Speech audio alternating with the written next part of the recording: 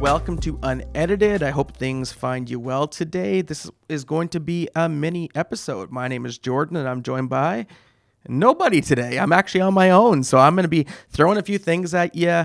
Just a quick kind of mini episode just to catch up here. Ethan's on vacation, enjoying the good life this week, and so it's good to be here with you. I hope that you're doing well. This coming weekend in Canada, we celebrate Thanksgiving. Now, for some of you, you probably have your Thanksgiving traditions. You have things you like to do, things you do every year. For others of us, I don't know, maybe we're not the traditional type per se, but I was reading through some stuff about Thanksgiving and how Canadian Thanksgiving kind of differs from American Thanksgiving. And it's kind of fascinating because in Canada, we celebrate it about 5 or 6 weeks earlier than they do in America. In America, it happens at the end of November. And the idea behind it is to kind of kick off the holiday season, which is eventually going to lead you into Christmas. And in Canada, we celebrate it in October, usually on the second, I think it usually ends up being like the second Monday of October. Now, interestingly enough, I found out from the Farmer's Almanac and from a website called Country Living, as I was looking up some facts earlier today, that Thanksgiving used to be celebrated in Canada in April. I had no idea, considering me mind blown on that one. I had no clue that was actually the case.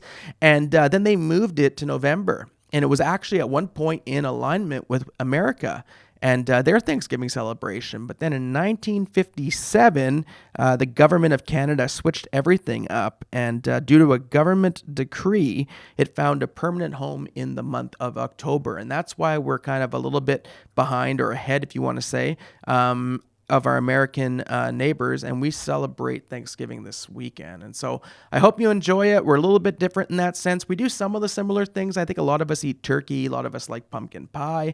A lot of us will watch a little bit of football. The CFL has their games on the Monday. In America, they do similar things that way for sure. We don't kick off a crazy shopping frenzy the day after like they do with Black Friday, but it's kind of warmer up here in our parts, at least warm for us. And we can go on hikes. We could do different things throughout the day. Hopefully it's a nice enough day that you could be out and about and just enjoying Thanksgiving outdoors. But what do you do for Thanksgiving? What are things that are traditional for you? I got a couple. I'll share a couple of mine. We definitely have turkey. I'm definitely someone who prefers turkey over ham. I think turkey I like better at Christmas, but I still eat it, and I still usually have ham with it as well on Thanksgiving. A slice of pumpkin pie, have to have that on Thanksgiving weekend, and typically spend some time with family and friends and just hang out. And, I do watch football. And one little tradition that I personally have is every Thanksgiving I watch the movie Planes, Trains, and Automobiles. And the reason why I do that is because it was a film that was focused around Thanksgiving, obviously in America. But John Candy, Steve Martin, it's a classic. It'll make you laugh. And in the end of it, it'll probably make you tear up, right? And it gets me every time. And so I'll be watching that and enjoying my Thanksgiving day. What are you going to be doing this Thanksgiving? What are you eating? Is turkey good? Is it overrated, underrated? You having pumpkin pie? Do you have any traditions that you want to share? Hit us up in the comments. I'd love to hear from you. And love to just find out what it is for Thanksgiving that kind of makes it feel like the holiday to you and gets you in that kind of holiday mode. Couple thoughts about Thanksgiving just off the hop. We always have a reason to give thanks for something. And I think that's the important part of Thanksgiving is that, we remember what is it that we're grateful for? What are we thankful for? What are things that, who are those that we love and how can we express thanks, right? I'm going to read a couple verses from scripture in the Bible. In the New Testament, in 1 Thessalonians 5, chapter 16, 18, the Apostle Paul writes for us these words, rejoice always, pray continually, and give thanks in all circumstances, for this is God's will for you in Christ Jesus. And I like how it says give thanks in all circumstances, not necessarily for all circumstances, because some circumstances just aren't good. But in everything, we have a reason to be thankful, and we could find reasons to give thanks to God. And that's just an encouragement to us today. Like, maybe you want to write things down. People who think about what they're thankful for are generally more happy. There was a book written years ago called Thanks, How the New Science of Gratitude Can Make You Happier. It was written by a gentleman named Robert Emmons, who was a doctor.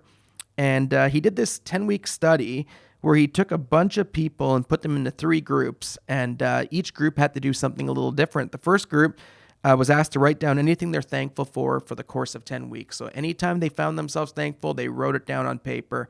The second group of people were asked to write down anything that upset or irritated them throughout the next 10 weeks. And they had to literally every single time, they had to pull out that notebook and write it down. And some of us are thinking, man, I'd be writing stuff all the time, right? But they had to write stuff all the time. And the third group was asked to write down anything that affected them for better or for worse over the next 10 weeks. And in this study, he went back and looked at the data. And once it was compiled, that final group who were told to write down something that was neither better or worse actually saw no change in their overall happiness throughout those 10 weeks. They were kind of just sort of neutral and stayed, kind of status quo where they were at. Those in group 2 who wrote down the things that irritated them or angered them actually became less happy than they had been prior to the study. And it was noticeable. The effect of just focusing on negativity made them less happy. But the first group noticed some incredible benefits throughout the process. The thankful group noticed an increase in overall personal happiness. They were more optimistic about things. They had less stress. They were able to sleep a little bit better. They also experienced an increase in empathy and relationship, and the quality of relationships were much better.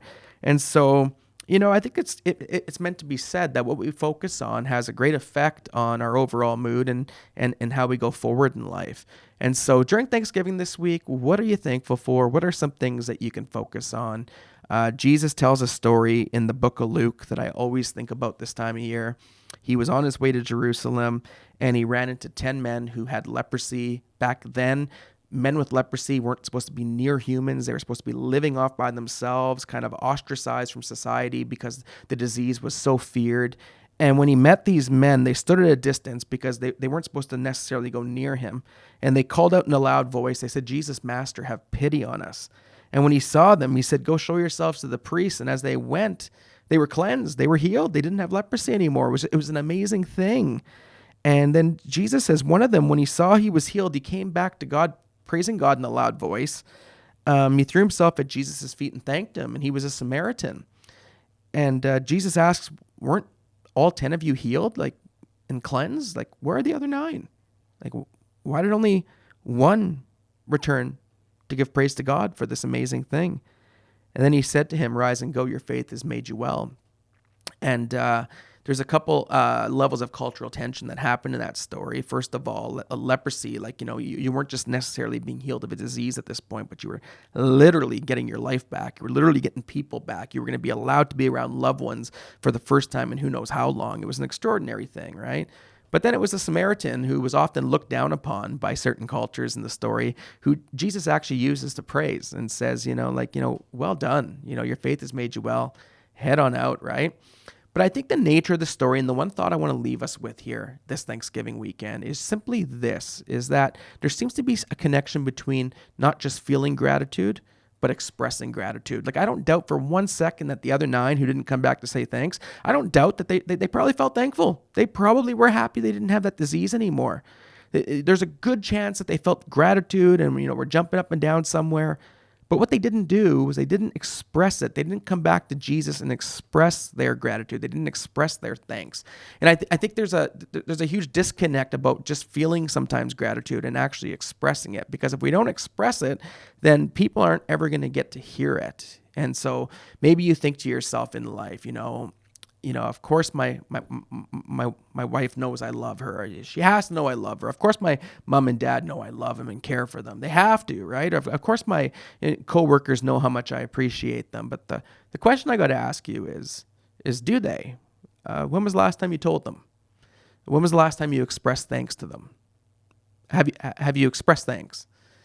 And this idea, I think, is that Thanksgiving needs to be expressed. We need to tell people. We need to let them know how they've blessed us and just really how much gratitude we have for them. Because sometimes gratitude that's not expressed, even though you might feel it in your heart, if you don't express it, you know what? It could actually communicate the opposite to people. It could actually communicate ingratitude. Even though you don't mean that at all, and you're not trying to do that, but it can communicate to other people that you're ungrateful. Even though you could be so grateful inside, but the only way other people are going to know about your gratitude is if you say it, is if you communicate it, is if you express it. And so, gratitude that's not expressed can actually communicate ingratitude, even though that's the opposite of how you actually feel. And so I think the story Jesus tells us, and you could read about that story if you want the exact reference for that story. Let me just peek here really quick, is Luke 17:11-19. Go through that and ponder that for your week. Who's out there that you can express gratitude to? What are you thankful for? Is there someone who maybe you're very thankful for, and it's been a long time since you've said something? Why don't you say something? Why don't you tell them how you feel? I guarantee that's going to make such a huge difference for them, and honestly, it's going to make a difference for you too. And there's just something about not just keeping gratitude inward in our hearts, but making sure that we say it and we express it. And so that's some thoughts for Thanksgiving. I told you this episode was going to be mini. Hopefully that's an encouragement to you. I hope you have an awesome Thanksgiving weekend. Anyone listening in from America, we're having our celebration right now. You're going to have yours in about 6 weeks or so. So same thoughts will apply then. But let's go out. Let's be thankful. Let's remember what we're thankful for. But probably most importantly, let's go out and express it to other people and make sure that we make them feel appreciated. Have a great week. We'll see you next time. Unedited is a ministry expression of the Neighbourhood Church, hosted by Ethan Andrews and Jordan McClellan, produced by Ashley Drayton, voiceover by me, M. Curry. Watch us on Instagram, YouTube, or Facebook, or listen on Spotify or Apple Podcast. Thanks for listening.